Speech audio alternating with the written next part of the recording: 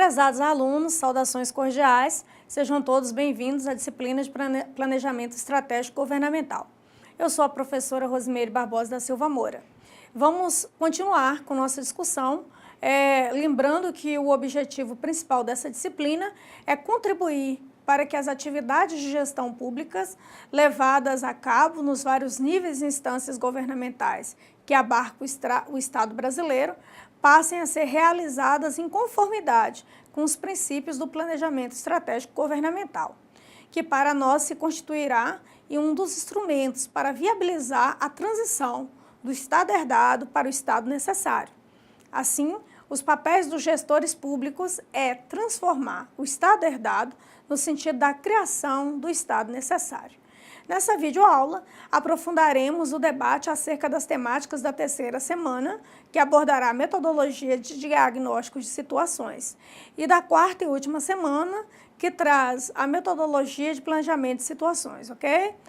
Frisamos a importância de vocês estarem munidos de papel e caneta em nossas aulas, para quando surgir alguma dúvida, anotarem e depois postarem no fórum Tira Dúvidas, lá em nosso ambiente virtual de aprendizagem, para que então possamos saná-las.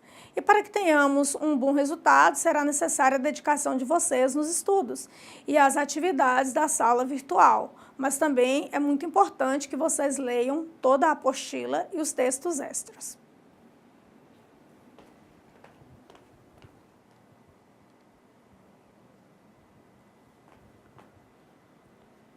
Estamos olhando para um mapa cognitivo, elaborado a partir das contribuições da metodologia de diagnóstico de situações. A metodologia de diagnóstico de situações, de autoria de Dagnino, é uma ferramenta que possibilita ao gestor público a construção de um mapa cognitivo relacionado a uma determinada situação-problema, funcionando como um modelo ou onde um cenário complexo é descrito e sobre o qual é construído um fluxograma explicativo, baseado no estabelecimento de relações de causa e de efeito entre as diversas variáveis do problema, tendo sua aplicação relacionada com o processo de transição do estado herdado para o estado necessário. Essa metodologia foi criada com base no estudo do economista chileno Carlos Mato, autor do Planejamento Estratégico Situacional. Essa proposta de planejamento se dá em âmbito governamental, tendo como foco a solução de problemas concretos, ao invés de idealizar casos úteis para o ensino de administração, uma crítica de seu criador aos modelos de planejamento tradicionais, né? Dagnino compara o estado necessário a um farol, um ponto a ser alcançado, e a metodologia de diagnóstico de situações a uma bússola, ferramenta que possibilita navegar em direção ao farol, mesmo quando as condições socioeconômicas e políticas nem sempre são favoráveis, permitindo saber o quanto se afasta do farol e quais os inconvenientes que pode causar.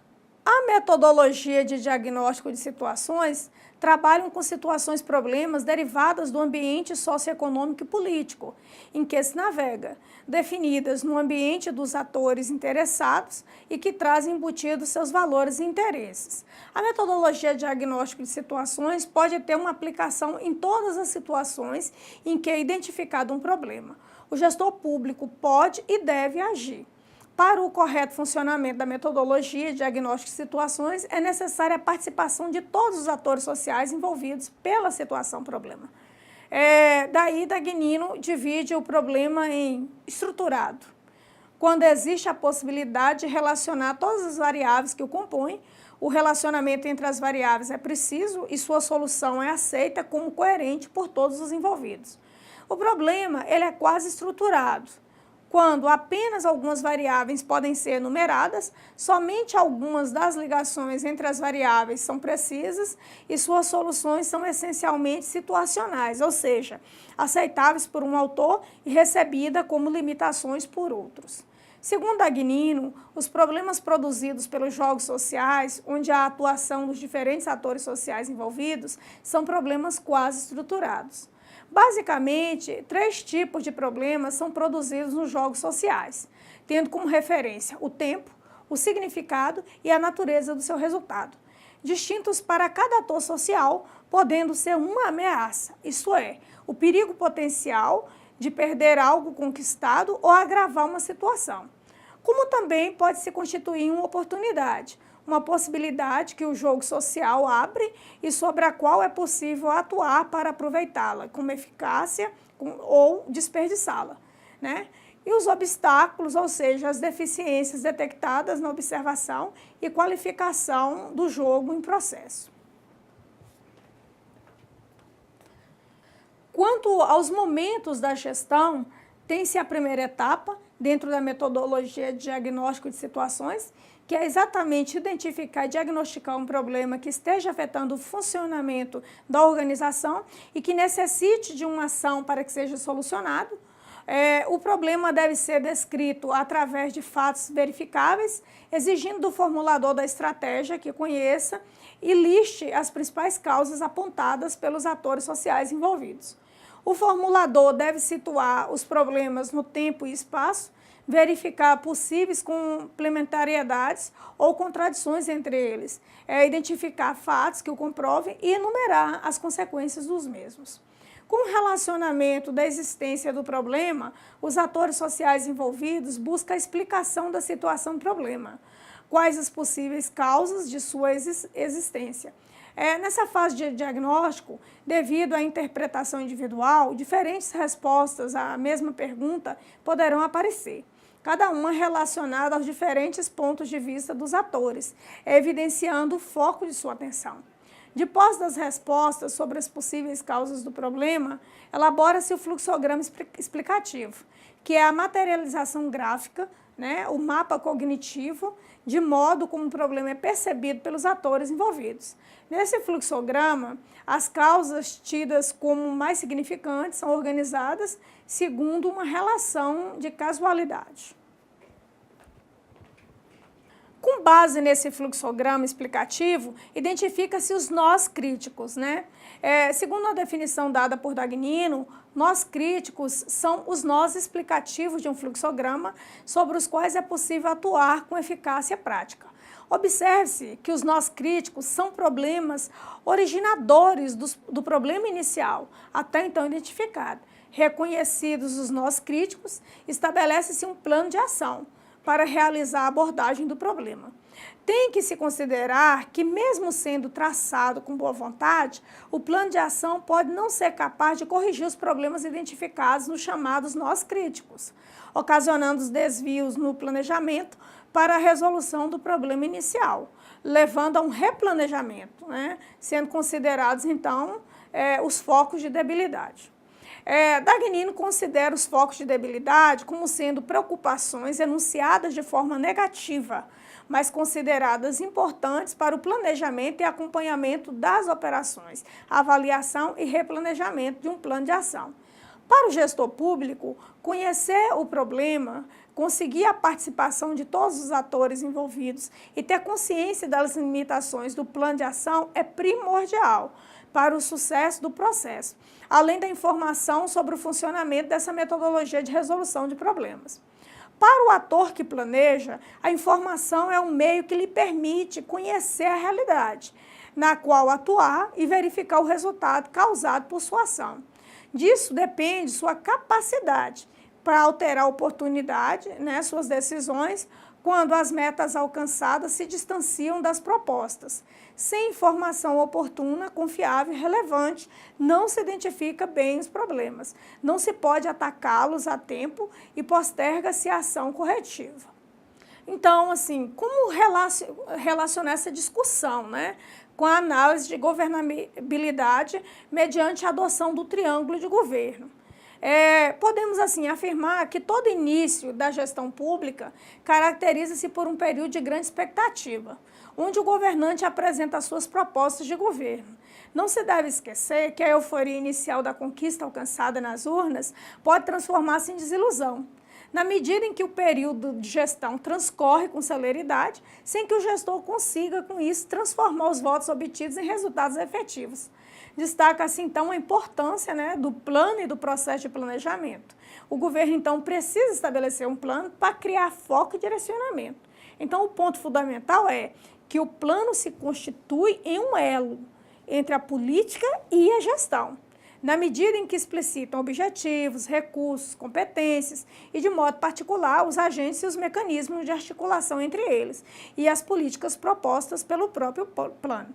Então, essa é a ideia básica do planejamento estratégico situacional, o PES, né? Pois, como afirma Matos, um plano é um instrumento teórico com metodologia prática que busca tratar dos problemas de transformação social e deve ser aplicada de forma sistemática e com rigor no acompanhamento das ações pré-definidas, além de considerar os agentes que atuam, por vezes, em cooperação ou em conflito, ok? Então, estamos vendo a pirâmide do balanço de governabilidade. O planejamento estratégico situacional baseia-se no conteúdo de triângulo de governo, pois, de acordo com Matos, a arte de governar implica equacionar simultaneamente 3 macrovariáveis que se condicionam mutuamente. O primeiro vértice, né, que é o projeto de governo, ou plano, que expressa a direção que pretende imprimir a direção. O segundo vértice é exatamente a capacidade de governo, determinada pela competência técnica e recursos financeiros. O terceiro e último vértice é a governabilidade, né? Que demonstra o potencial de articulação com os agentes envolvidos nos âmbitos internos e externos, ou seja, é o apoio, né? Nessa proposta, as 3 pontas do triângulo estão em permanente vinculação, pois elas possuem um papel de articulação de tal sorte que de nada adianta uma boa proposta apresentada pelo administrador público por meio do seu plano se a capacidade de governo for limitada. Ou seja, se a capacidade intelectual e gestora da sua equipe não forem condizentes com a ousadia do plano proposto. Da mesma forma, no campo da governabilidade, deve-se identificar os instrumentos necessários para viabilizar esse projeto de governo. Vamos fazer agora uma espécie de contraponto, né, entre o planejamento estratégico situacional e o planejamento tradicional. O planejamento estratégico situacional apresenta 3 características principais. A primeira é o subjetivismo, que tem por objetivo identificar e analisar uma situação problemática. Então, centra-se nos indivíduos envolvidos, que são os atores, em suas percepções e pontos de vista, pressupondo, portanto, que cada indivíduo tem suas próprias características. Sua interpretação de determinada situação vai depender dos seus conhecimentos, também de suas experiências, crenças, posição no jogo social, né? Como as ações, por sua vez, surgem do significado dado a cada situação, e este varia de um indivíduo para outro, também a maneira de agir vai variar.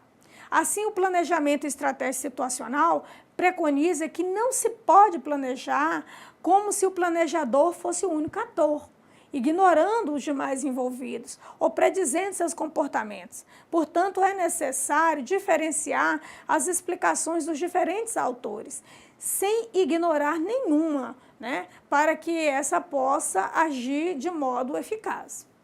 A segunda característica do planejamento estratégico situacional é a elaboração de planos propostas, né, a partir de problemas, entendidos como obstáculos criados em razão da diferença entre a realidade atual do jogo social e as aspirações de um ator de acordo com seu mundo subjetivo.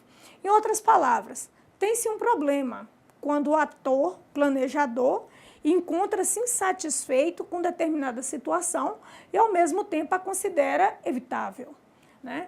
Como terceira característica, o planejamento estratégico situacional assume que o futuro é incerto, então, não sendo possível predizê-lo.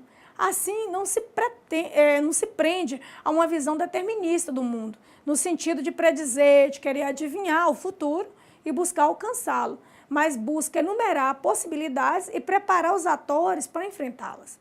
Como pondera Matos, o planejamento estratégico situacional é, na verdade, uma ferramenta de liberdade, pois, ao que não se baseia na capacidade de predição, mas na previsão, né? Então, se constitui em um cálculo que precede e preside a ação para criar o futuro, dependendo, portanto, das possibilidades dos atores serem capazes de imaginar e descobrir, e da qualidade também dos planos desenvolvidos. É, nesse sentido, uma aposta, né, de caráter genuinamente estratégico, e não sobre o destino ou o futuro, mas à medida que se planeja e se influi nesse futuro.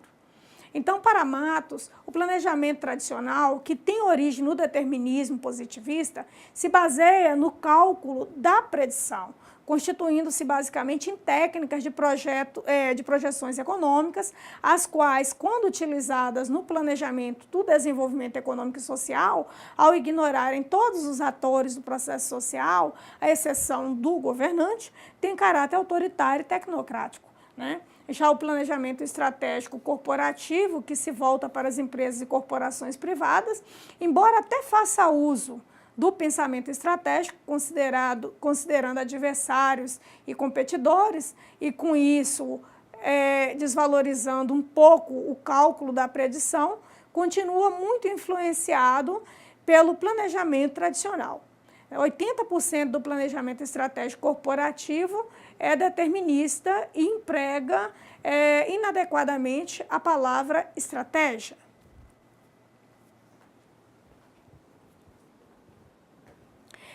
Entendido, prezados alunos? Tudo ok?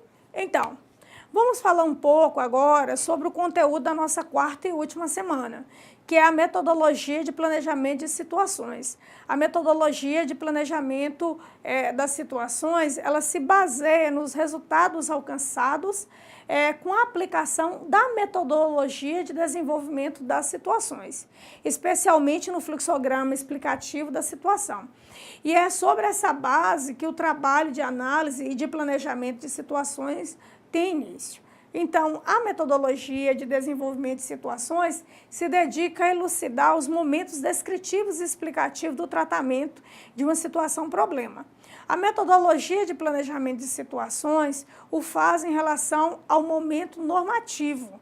Assim sendo, o gestor público precisa aprender a planejar por situações-problemas, que consiste em explicar a situação-problema que afeta a instituição, formular propostas de ação para resolver problemas sob incerteza, conceber estratégias que levem em conta outros atores e eventuais mudanças de contexto, atuar no momento oportuno e com eficácia, recalculando e complementando um plano de ação.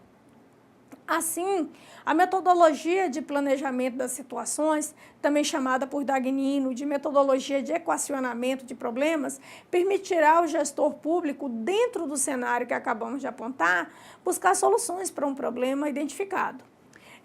Administrar o problema em um espaço menor, enfrentá-lo no espaço originalmente declarado e dissolvê-lo em um espaço maior.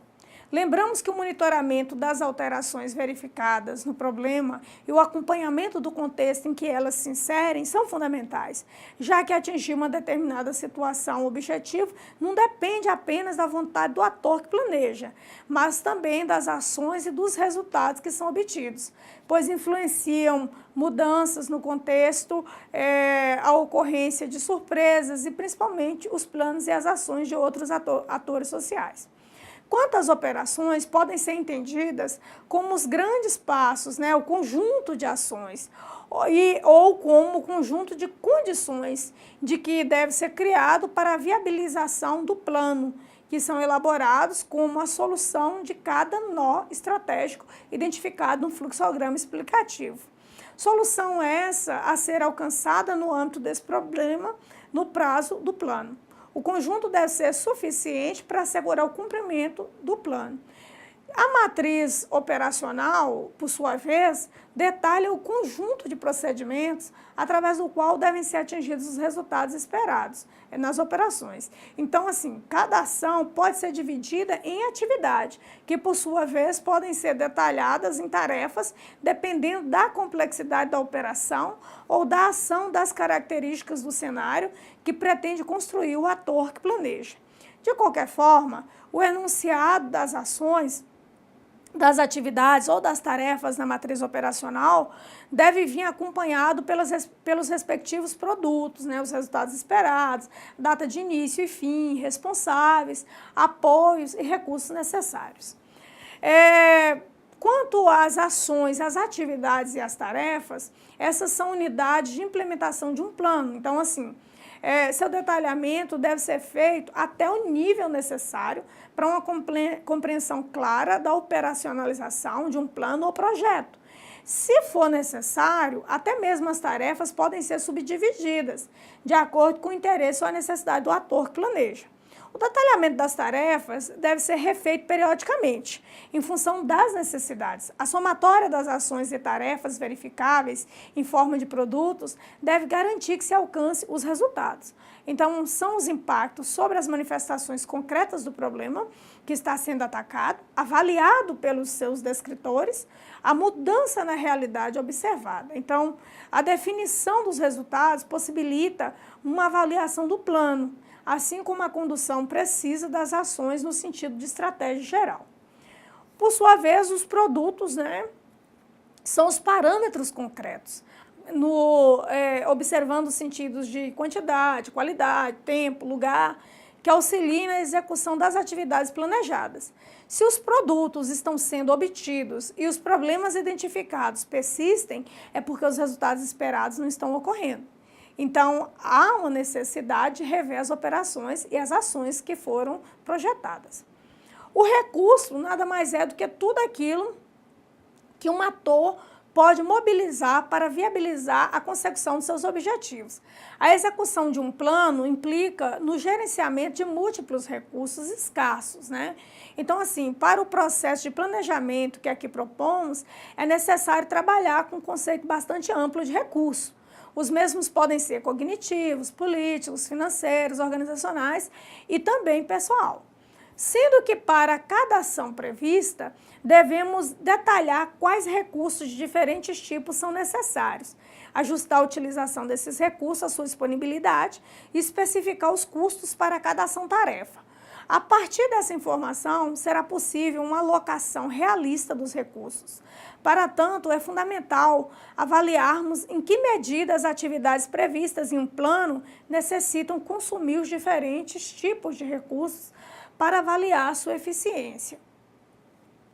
No que tange ao prazo, o tempo, talvez seja o recurso mais escasso, com os quais lidam os dirigentes públicos e seus planos de governo.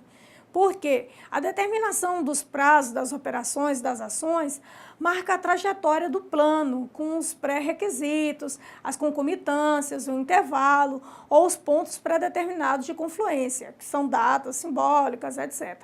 Então, a indicação de prazos é indispensável para o acompanhamento e avaliação do plano e indica compromisso do responsável com a execução das ações. Os prazos estão relacionados à data limite para a finalização da ação, para ser mais precisa, ao intervalo entre o início e o fim dessa ação. Os responsáveis envolvem todos os coordenadores e os articuladores de tarefa a serem desenvolvidas no plano. Então, assim, as responsabilidades devem ser nominais ou, no mínimo, divididas por função, evitando a diluição de responsabilidades. Quando todos são responsáveis por tudo, ninguém é responsável por nada. É também importante distinguirmos entre o responsável, aquelas pessoas que estão comprometidas diretamente com a realização da ação, e eventuais apoios, que são as pessoas que contribuem para a realização dessa ação.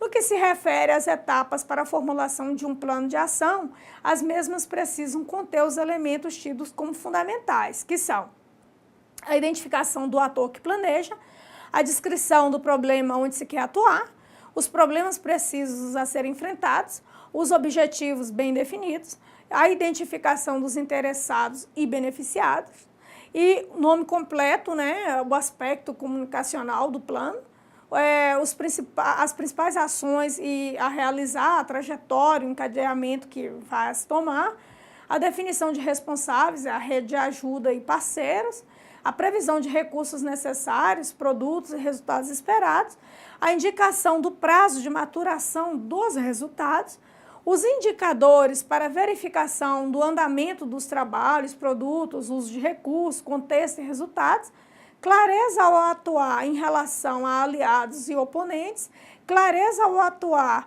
em relação a mudanças no contexto, previsão de procedimentos para acompanhamento das ações, cobrança e prestação de contas e previsão de procedimentos para avaliação e para revisão durante a execução do que foi planejado. Então, assim, como complemento, a partir da análise do balanço entre apoios e oposições previsíveis a um plano de ação formulado, cabe identificarmos um tipo especial de operação a ser planejada. É um tipo de operação que apresenta um caráter mais político do que operacional. Aquele que tem como objetivo construir viabilidade para a implementação de um projeto através do apoio e da contraposição à resistência percebida. Então, assim, essa modalidade de análise estratégica leva em conta o estudo de motivações e de interesses de atores envolvidos com os problemas que a equipe dirigente pretende enfrentar. Outro aspecto importante é a gestão do plano, visto que todo plano só se completa na ação, nunca antes. E a ação de governo, frequentemente, exige adaptações de último momento que completam e viabilizam esse plano. Então, essas adaptações são uma forma de improvisação necessária e quase que inexorável. Contudo, a questão consiste no momento da ação.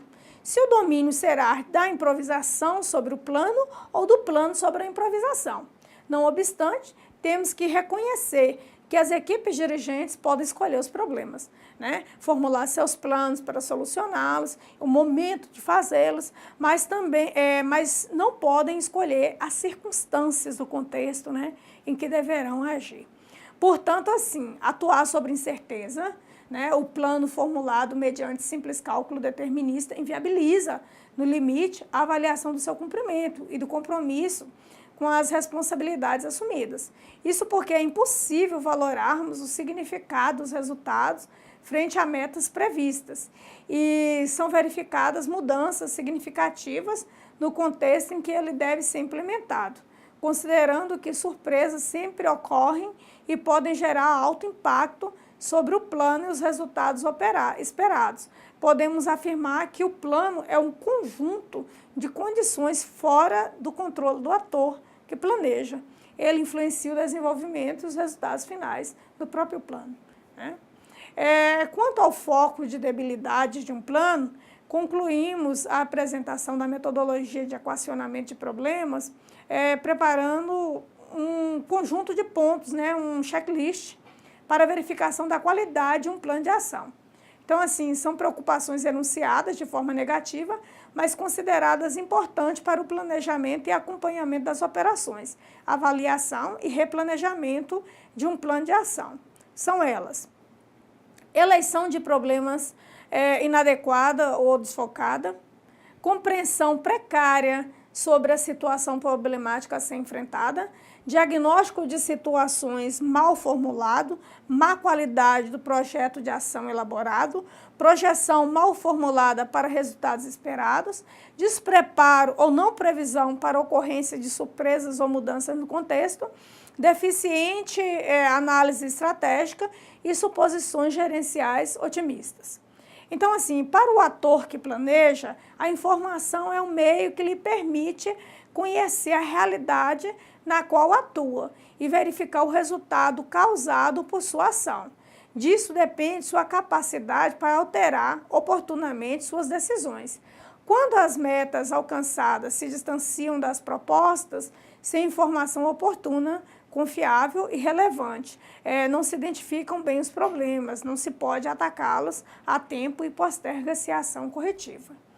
O monitoramento do planejamento estratégico governamental responde ao princípio elementar de que não se pode atuar com eficácia se os dirigentes não conhecem de maneira contínua e o mais objetiva possível os sinais vitais do governo que lideram e das situações sobre as quais intervêm. Então, assim, um sistema de informação casuístico, parcial, assistemático, atrasado, inseguro e sobrecarregado de dados primários irrelevantes é um aparato sensorial defeituoso, que limita severamente a capacidade de uma equipe dirigente de se sintonizar com a situação que busca enfrentar, de identificar os problemas atuais potenciais, de avaliar os resultados de sua ação e de corrigir oportunamente os desvios com relação aos objetivos traçados.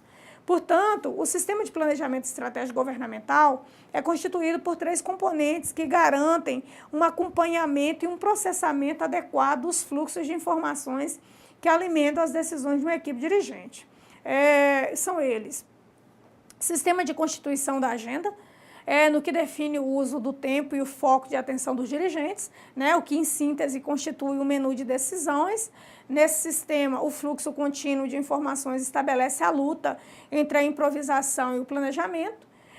Segundo, um sistema de cobrança e prestação de contas, em que se torna efetiva a responsabilidade de cada membro da unidade organizacional sobre as missões assumidas como compromissos. Com este sistema, conforma-se um processo de trabalho com base na responsabilidade. Ele não pode ser estruturado sem que informações confiáveis e oportunas estejam disponíveis. Depois, um sistema de gestão operacional, onde é viabilizada a ação diária num processo em que se enfrentam a rotina e a criatividade. Na gestão predomina a ação sujeita a diretrizes, mas elas devem deixar um amplo campo à criatividade, à iniciativa e também à inovação. Então, esses 3 sistemas e alguns de seus subsistemas necessários para a criação de uma estrutura garantem a efetividade do plano estratégico governamental, como os de gestão de crises e de comunicação governamental.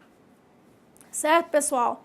Então, assim, esperamos que vocês tenham gostado da aula, que ela tenha sido esclarecedora para todos. Nós vamos ficando por aqui. Vocês podem aprofundar todas essas questões no material disponível no AVA. Qualquer dúvida ou problema, comunique-nos, né? Grande abraço e bom estudo para todos vocês.